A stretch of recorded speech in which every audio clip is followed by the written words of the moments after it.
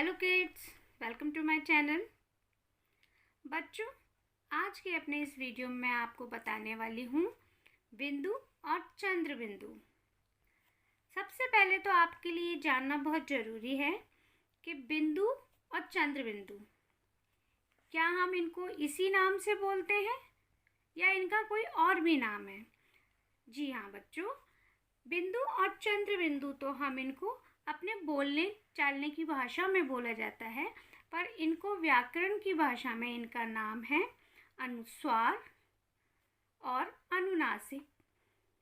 बिंदु को हम अनुस्वार के नाम से जानते हैं और चंद्र बिंदु को हम अनुनासिक के नाम से जानते हैं।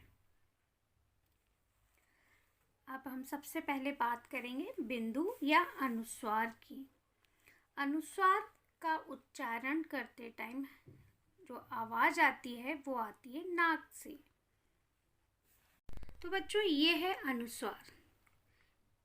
इसको मैंने आपको बताया कि बोलते टाइम, उच्चारण करते टाइम नाक से आवाज़ आती है। और ये कहाँ लगती है?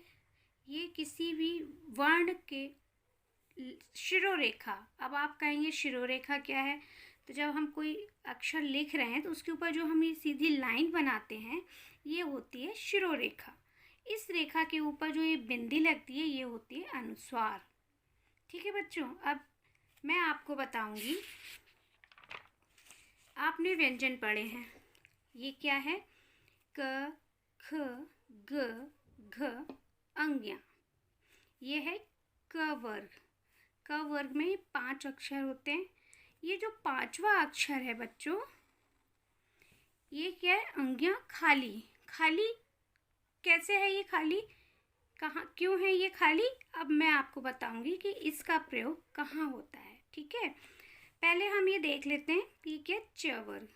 च, छ, ज, झ और ये ञ। ट वर्ग। ट, ठ, ड, ढ, ण। त वर्ग। त, थ, द, ध, न। प वर्ग। प, फ, ब, भ, म। अब ये जो पांचों वर्ग के जो 5वां अक्षर है, इस पांचों वर्ग की जगह प्रयोग होता है अनुस्वार का। बच्चों, ये जो वर्गों के 5वें वर्ण हैं, इनको पंचमाक्षर कहा जाता है। कौन कौन से? अंग्या, ञ, न, न और म।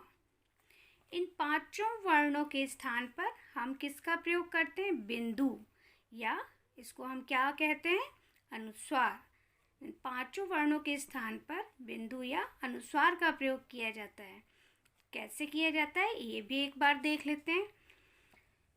जैसे जब आप लिखते हैं चंचल, तब आप बोलकर जब आप देखेंगे तब आपको इसका उच्चारण समझ में आएगा, चंचल। तो हम इसको, यहाँ पर न्या का उच्चारण आ रहा है और जब हम इसको आधा लिखेंगे तो ये ऐसे लिखा जाएगा। अब हम इसको चंचल कैसे लिखते हैं? इस तरीके से, क्योंकि हम इस आधे वर्ण को अनुस्वार के रूप में लिखते हैं। दूसरा उदाहरण देखिए, डंडा। डंडा, यहाँ पे आप देखिए, यहाँ पर न की उच्चारण की आवाज़ आ रही है।